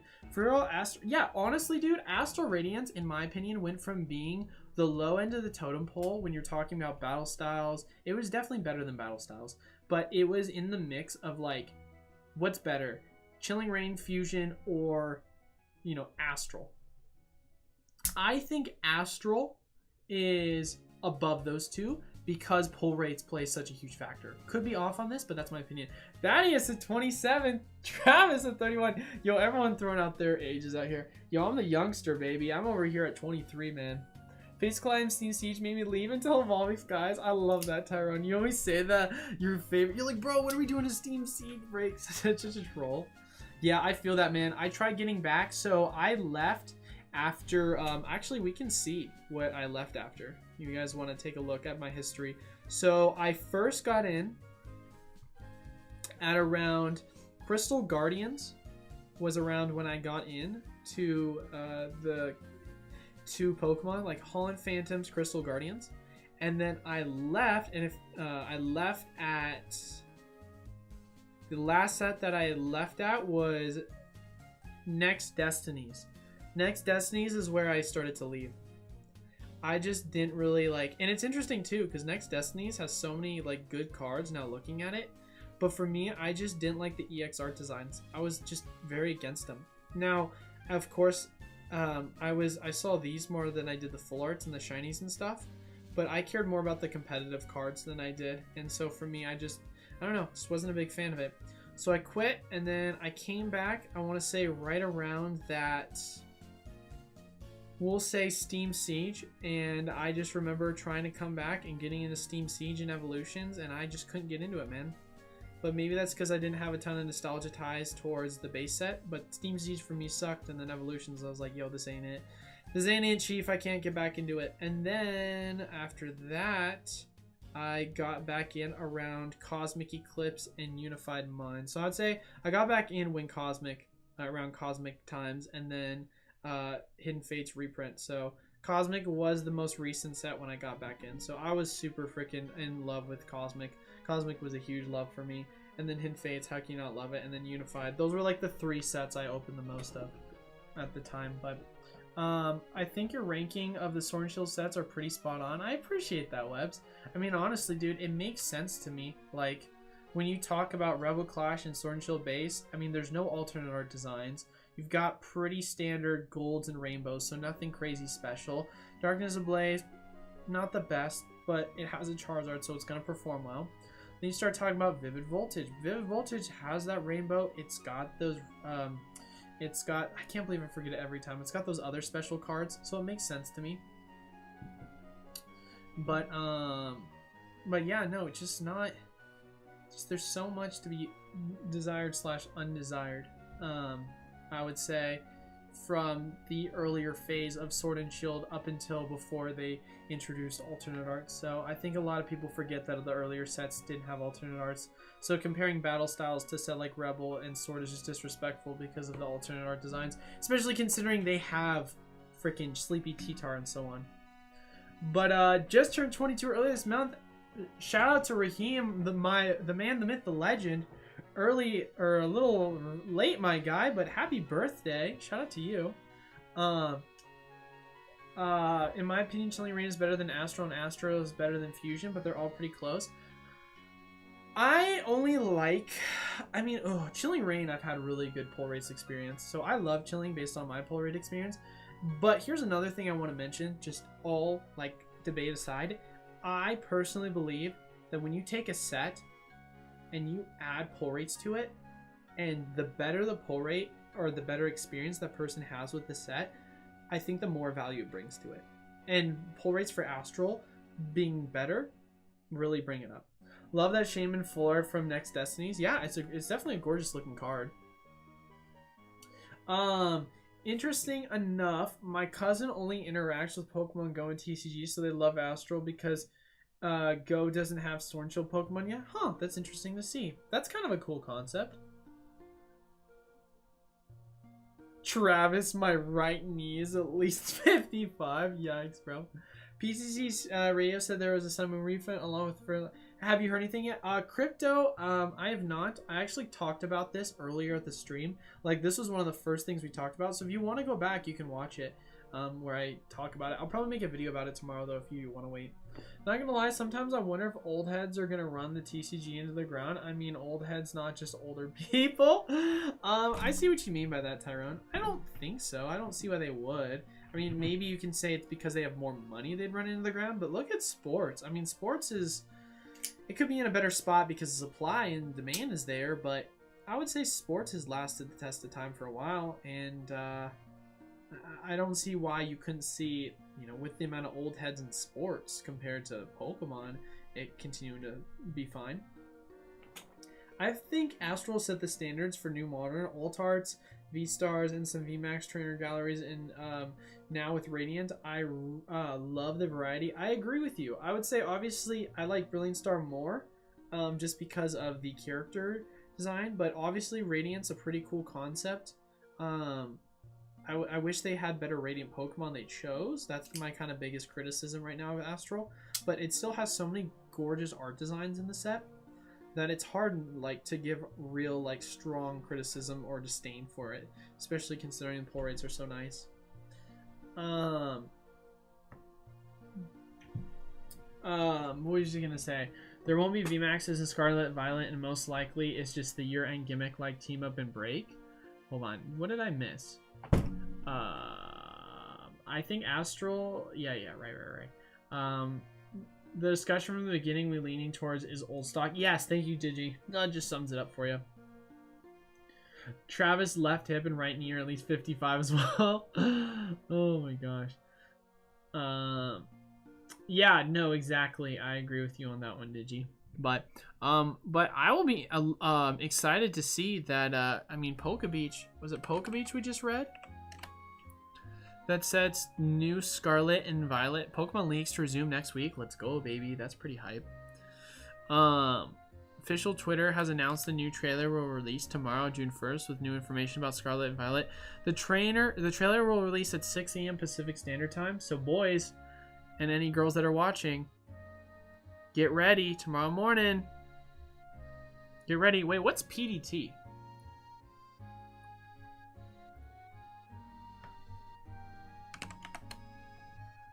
Pacific Daylight Time.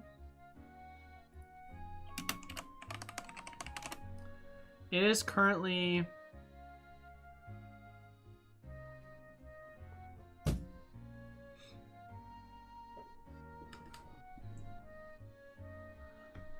So it is currently...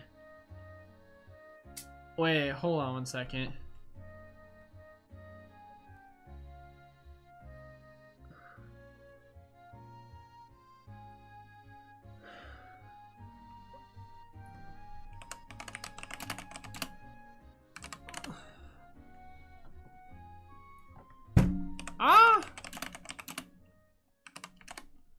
What it work, you stupid thing.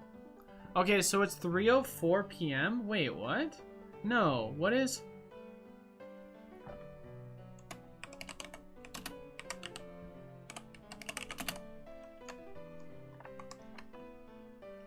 That's not right. Wait, is Pacific Daylight Time the same as Pacific Standard Time? Am I dumb? Is there a difference? Can someone tell me that?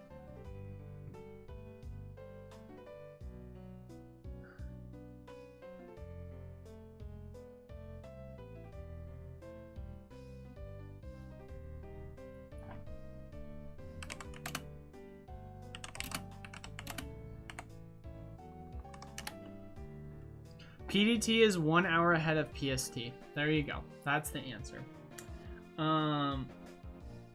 We will. What's up, Aging Crypto? How we doing, brother? Hopefully you're having a good day. We still have 3 sets before Scarlet and Violet. Yep, Pokemon Go, whatever Phantasma is, and then the final set. Which, as I mentioned before, guys, if you look at some of the final sets in the recent history, you had Cosmic Eclipse / Hidden Fates, and then Evolution / Team Siege. So probably, arguably, some of the best sets in both eras. But no, in all seriousness though, they did crush it with Cosmic, and you had a specialty set like Hidden Fates right before, so I would be expecting another specialty set to come out. Maybe that's Pokemon Go. It's entirely possible that Pokemon Go is going to be that specialty set, but if you notice, Pokemon seems to have a theme of doing at least 2 specialty sets a year at this point, and our first one's going to be Pokemon Go, so the second one will be later this year, right? Because we had, for 2020, we had, actually 2020 only had 1 specialty set. It had Champion's Path, and then Shining Fates, and then Celebrations, and then you had Pokemon Go, and then whatever and then potentially another one, but who knows. So then I guess, let's see. You had Dragon Majesty, you had Detective Pikachu, you had Hidden Fates, and then you had Shining Legends. So you had 4 in a 2-year window. So I think there is an argument to be made that you're gonna see at least 1 more specialty set, because you have Shining Fates, Celebrations.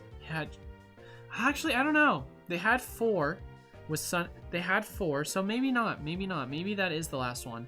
But I gotta assume they're gonna go out with a bang some way. So they could see a Cosmic style set. But, I mean, that's what Brilliant Star and Astral is, so who knows?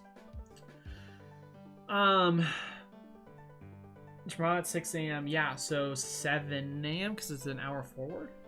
By the way, that seems like kind of a half-assed name to me, like Scarlet and Violet. I mean, bro, Sun and Moon, Scarlet, Violet, Black and White. Come on.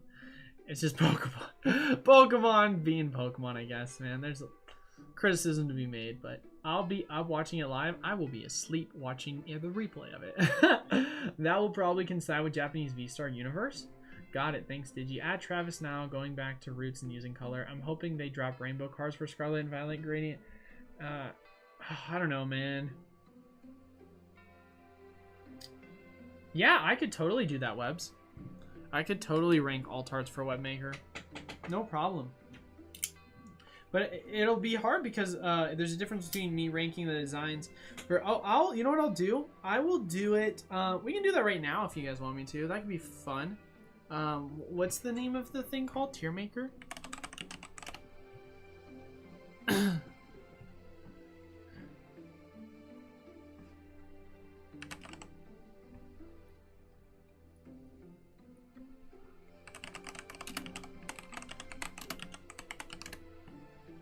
I have no idea. I've never done this before, so.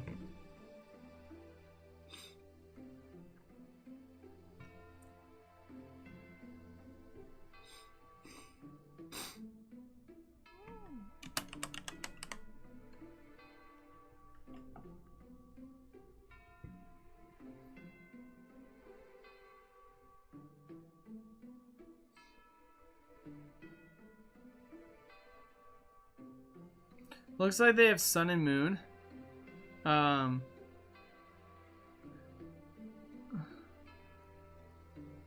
Do they have VMAX and V alternate arts?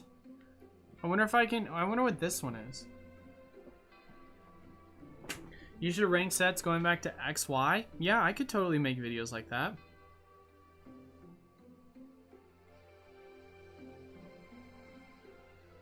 I don't see why not.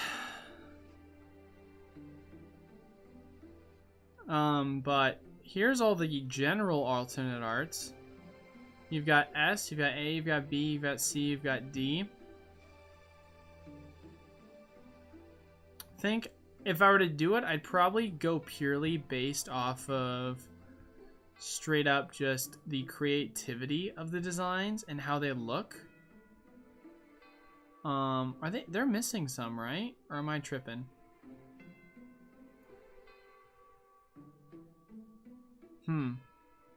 How would I do this? Because they've got 2 Rayquazas, so something ain't right here.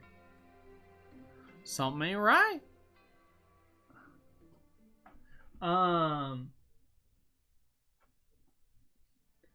I don't know if it's a hot take, but I definitely think Astral Radiance is one of the best Sword and Shield sets and will age very well.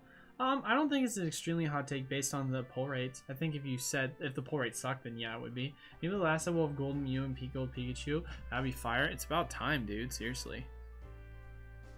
What would I say? I think this is a pretty easy CD. The only reason why I put this at C instead of D here, and maybe we can zoom in on this so you guys can see it a little bit better.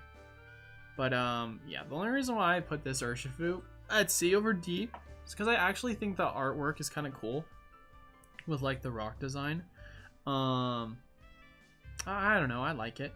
The Medicham, I would say the artwork on this is actually kind of cool. Not a huge fan of Medicham, but the design on it is kind of cool. I give it a C. Honestly, this is gonna sound controversial, but I'm gonna put this at A tier. I think it's a really cool art design, but I wouldn't put it S tier. I would put Umbreon at S tier. I think that's pretty easy. With the fact that it's reaching for the moon and the beautiful design of it all is extremely cool. The Moltres, honestly, also would put that at S tier. That's a gorgeous card design. Gorgeous card design. Pretty cool. The design on this is cool, but not like crazy special. I put this at a B. Oh, this is also it's hard to not put that one S tier as well. I love this. Honestly, this might, damn. Would I put this at A? I almost want to put that one at S because I think it's just so much cooler. Sign. Espeon, it's cool but nothing crazy. Put that at A. Gengar, I really like the Gengar artwork. Some people might disagree with me on that. I think it's cool. Noivern, ugh. It's a cool card, but the art design's a little lazy. I'm gonna put it on the C tier list. Glaring Moltres is not S tier. I'm leaving. Lol. Tornadius. I mean, what? I mean, I like the style of art, but it's nothing cool. Honestly, the dojo's a cool concept, but it's kind of not that much. Like, that's not kind of it. T-Tar tier, I absolutely would say this is definitely up there for me on S tier list. Celebi, I think it's a really cool art design. I put it probably at A. Genesect, I mean, I don't know, man. It's cool colors with the Smeargle in the background, but nothing crazy cool. Yeah, just purely the design. Moltres is obviously S for me. I mean, honestly, dude, the design with the black and the red is just such a cool background. Like, the way with the moon lining, I mean, it just makes it so sick. Like, I absolutely love that.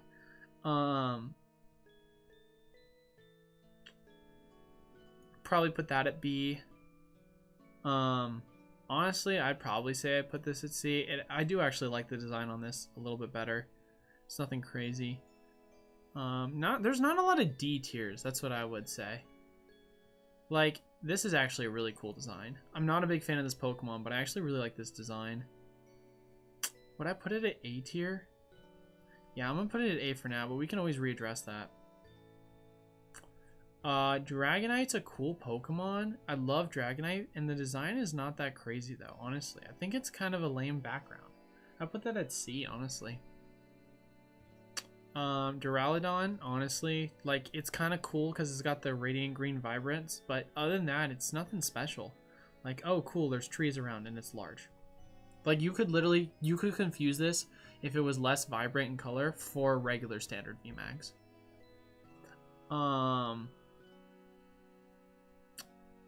This is A tier, I would say. This is definitely D tier, not even a question in my mind. Terrible art design. I love the Roadrunner design on this. I think that's so cool. Definitely put it at A. I put this at B probably, because I do love the unicorn style with the Rapidash. I think that's really cool, actually.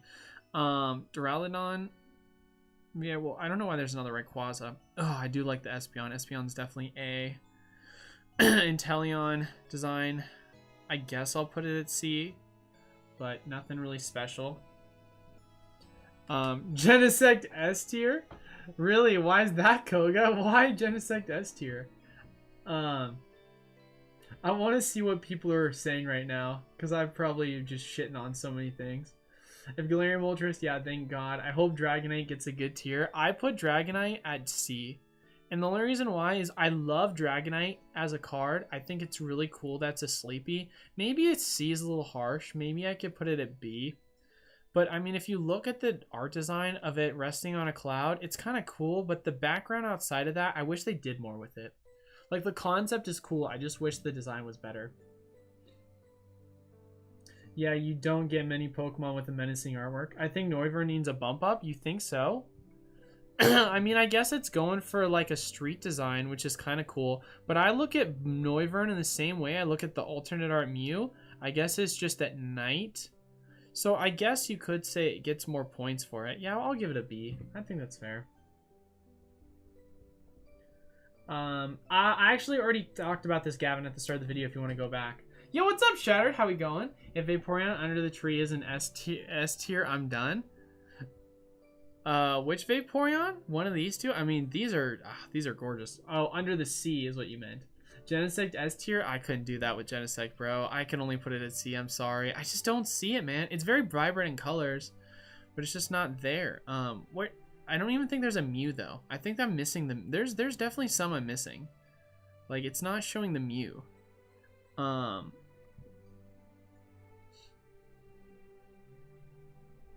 It's the full art of Repulso. It's special to me, is what Digi says. Lol.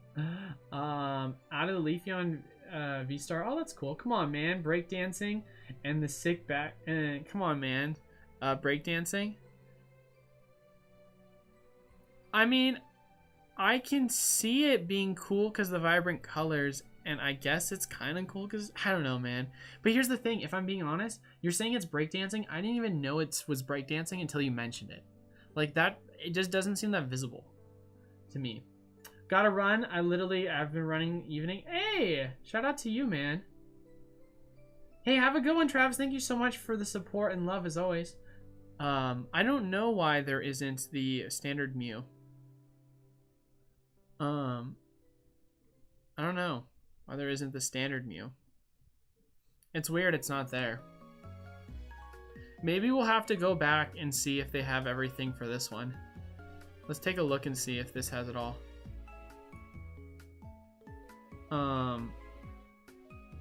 Okay, this one has more. This one has more. Cool. So let's go back, start reassigning these on where they belong. Yeah, there's definitely some that are being missed.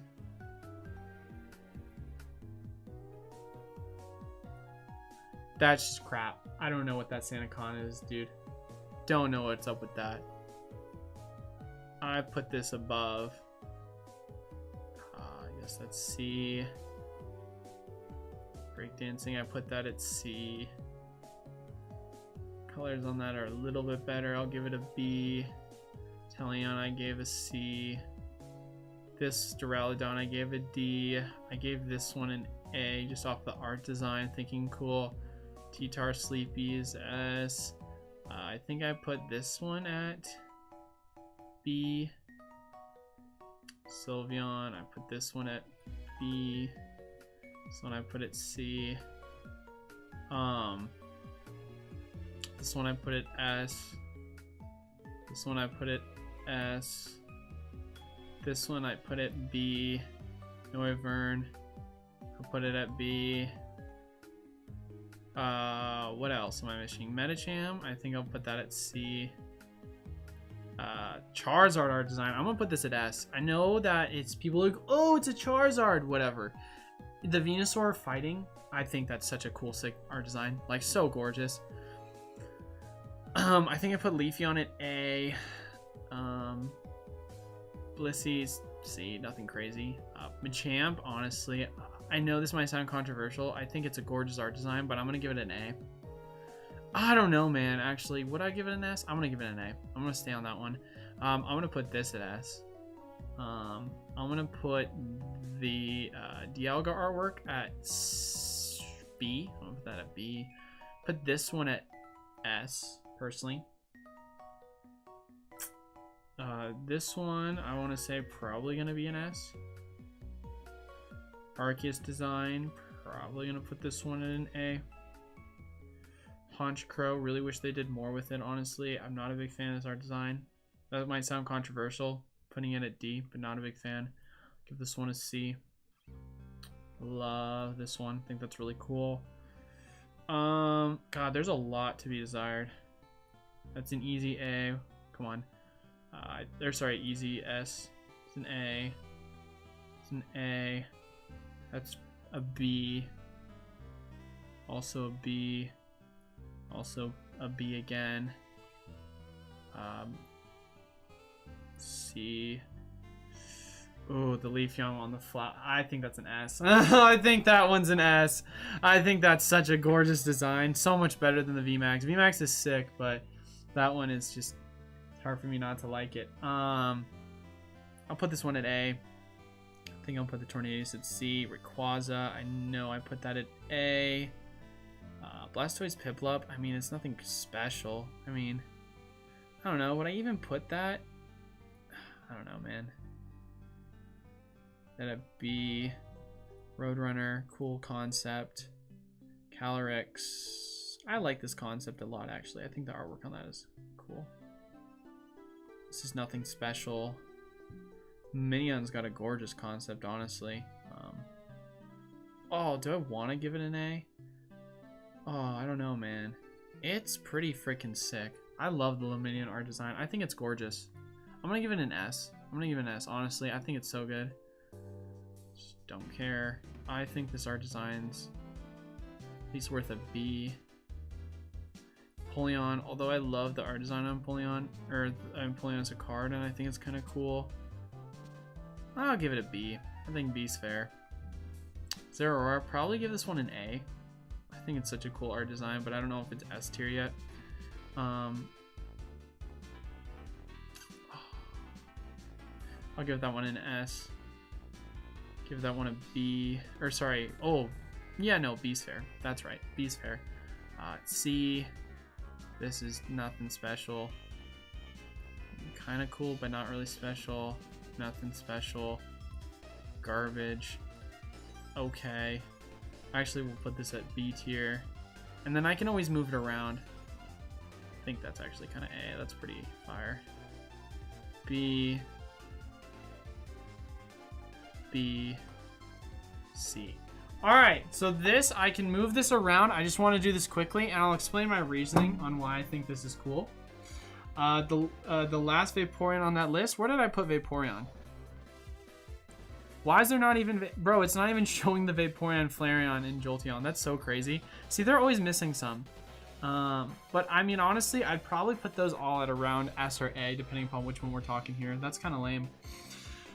Gotta go. Want to check out the Target restock before traffic? Hey, I appreciate you stopping by. S tier for me is Leafeon, Glaceon. I put that there. I put Zeraora at A, so I put that a little bit lower. Jolteon VMAX, I would put that at there for sure. Honchkrow V, you put that at a... did I put that at D? I probably should have put that at C. That's a little bit lower than I should have, but you put that at S. That's a little high for me.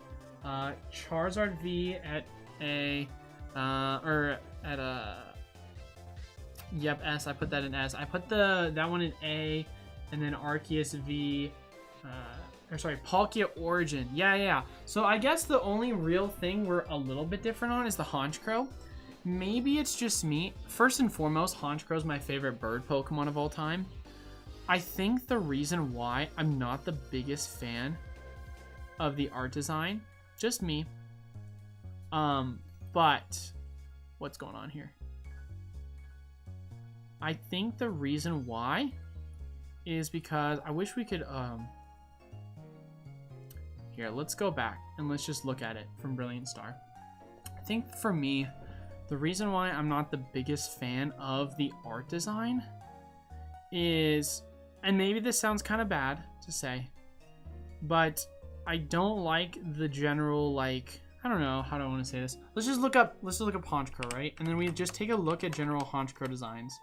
If you take a look at how Honchkrow typically is designed, he's a very menacing Pokemon. I love his design from the Platinum regular. I love his design from Mysterious Treasures, from Undaunted. He's a very menacing Pokemon.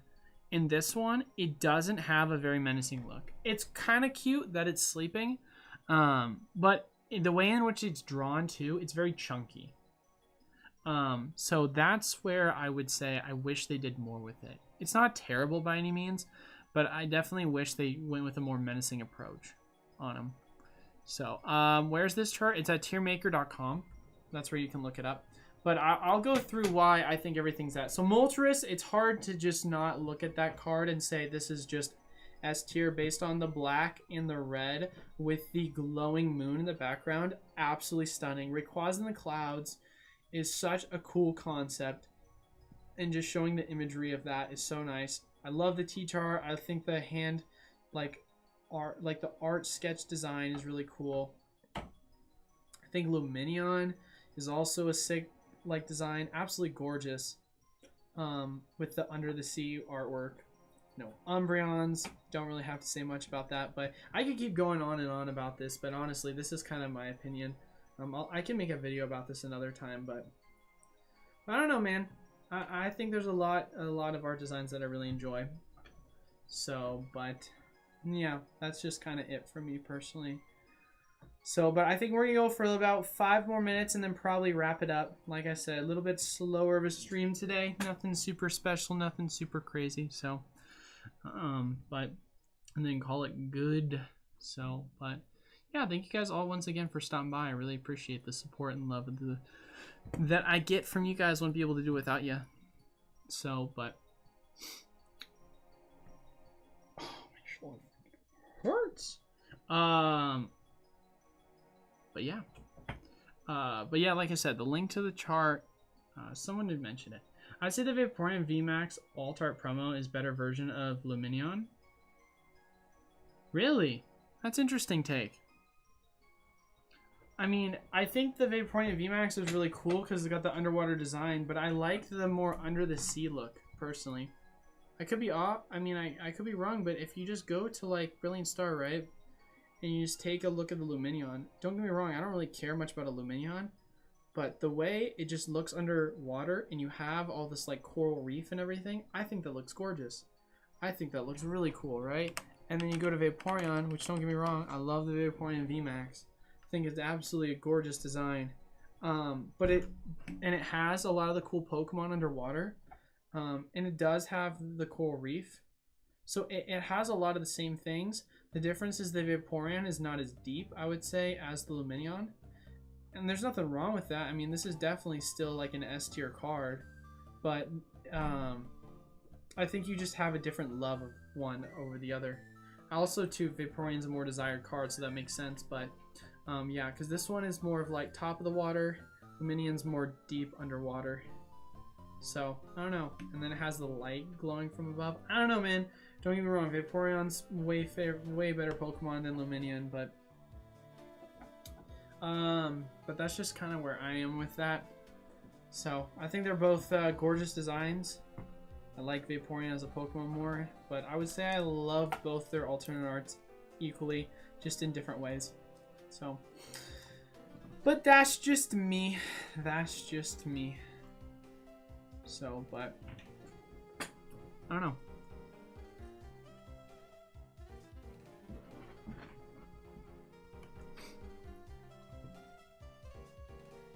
I'm excited though to see what we're gonna get from Scarlet and Violet.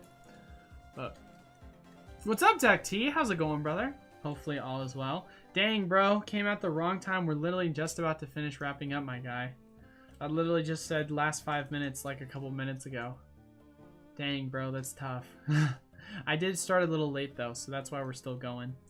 Started at around 1:30ish. So, but had some stuff I was doing right before, so.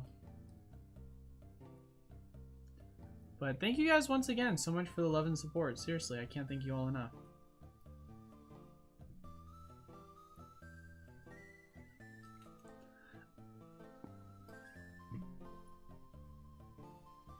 Yeah, I don't know.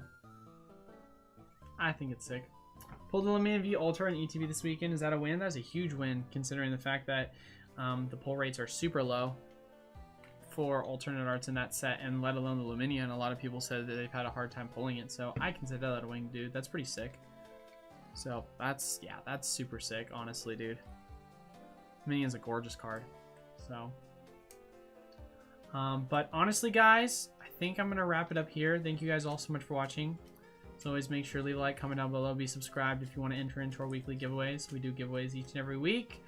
Of course, comment and like on pre-recorded videos Monday, Wednesday, Thursday, Friday. We're going to have 3 winners that are each going to be receiving 12